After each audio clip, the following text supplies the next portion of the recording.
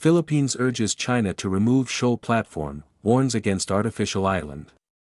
Manila has urged Beijing to remove a movable floating platform and related structures from Bajo de Masinloc, also known as Scarborough Shoal, after Philippine agencies publicly documented an occupied platform, new buoys, and other objects inside the contested South China Sea feature.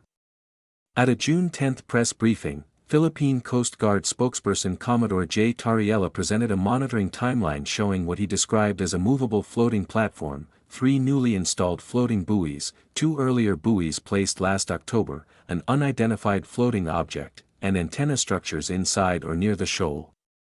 Tariella stated that the platform and related structures were placed without Philippine consent or authorization and called their presence a violation of Philippine sovereignty and jurisdiction. Rogelio Villanueva Jr., Department of Foreign Affairs spokesperson for Maritime Affairs, said in a statement read at the briefing, "We therefore urge China to withdraw and remove the platform structures from Bajo de Masinloc." Villanueva said Manila had undertaken appropriate diplomatic action, including several démarches and a diplomatic protest to the People's Republic of China.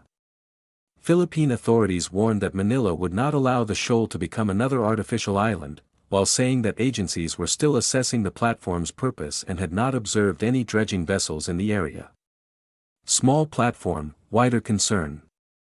Tariella called the object a movable floating platform, not a permanent structure. He described the platform as having a deck area of about 30 square meters and measuring roughly 5 to 7 meters across. Tariella said it was surrounded by fenders, which could help protect it while being towed or moved alongside a vessel. Tariella also noted 4 metal poles on the platform, which he assessed could be used to keep the platform stationary at a particular location. The Philippine government's West Philippine Sea Transparency Office released images and briefing materials connected to the platform and other objects documented at the shoal. Tariella said commercial satellite imagery showed no man-made structure at the entrance of Bajo de Masinloc on May 20. By May 25, he said, commercial imagery showed a square object near the southeastern entrance of the shoal.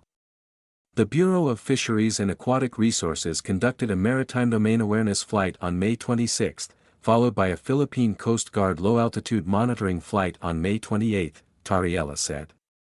According to the brief, during the May 28 flight, a People's Liberation Army Navy helicopter intercepted or harassed the Philippine Coast Guard aircraft. On May 30, Philippine monitoring documented 6 Chinese nationals standing on the platform. A Chinese rubber boat was seen installing an antenna on one of the rocks near the entrance of the shoal. Tariella said China sent a fighter jet during the May 30 flight, describing the action as harassment while the Philippine Coast Guard aircraft was conducting routine maritime monitoring. On May 31, Philippine agencies documented the platform moving from the shoal entrance farther inside, with 2 Chinese service boats supporting it, according to Tariella. About 12 to 15 Chinese personnel were seen aboard the service boats and platform during the movement.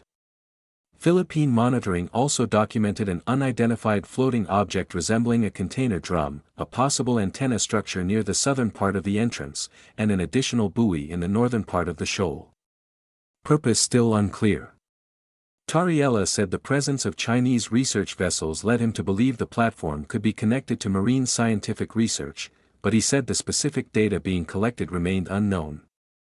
Philippine representatives declined to speculate about the purpose of the objects. Tariella said no dredging vessels had been monitored at the shoal. Villanueva said the government's next steps would be based on verified facts, Philippine law, international law, and national interest. He added that China's responses to earlier Philippine diplomatic representations could not be disclosed, though he said Manila remained ready to communicate with Beijing. Mischief Reef lesson. Asked at the press briefing whether the structures recalled what happened at Mischief Reef, where China initially placed small structures before later developing the reef into a major artificial island, National Maritime Council spokesperson, retired Vice Admiral Alexander S. Lopez, said the Philippines had learned from past experience. Lopez referred to the nightmare of mischief and described Beijing's approach as salami slicing, a term used to describe incremental actions that gradually change conditions on the ground or at sea. Lopez said the Philippine government would use diplomatic, legal, and peaceful means to protect the country's territory, sovereignty, sovereign rights, and jurisdiction. The warning stopped short of saying reclamation had begun at Scarborough Shoal. Philippine officials described the platform and other objects as developments being monitored and assessed. Legal dispute. Chinese Foreign Ministry spokesman Lin Jian responded on June 9 by asserting Beijing's sovereignty claim over the shoal, which China calls Huangyan Island. Bajo de Masinloc lies about 120 nautical miles from the Philippine province of Zambales, and more than 500 nautical miles from Hainan, China's southernmost province, Tariela said at the briefing. Manila says the shoal is part of Philippine territory and falls within the Philippine maritime zones under the United Nations Convention on the Law of the Sea, or UNCLOS.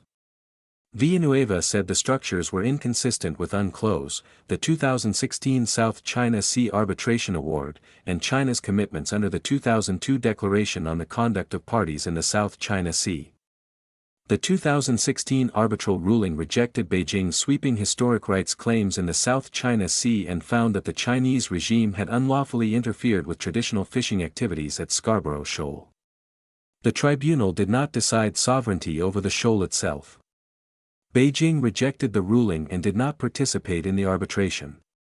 Tariela said 2 Chinese research vessels remained under monitoring at the shoal as of the June 10 briefing.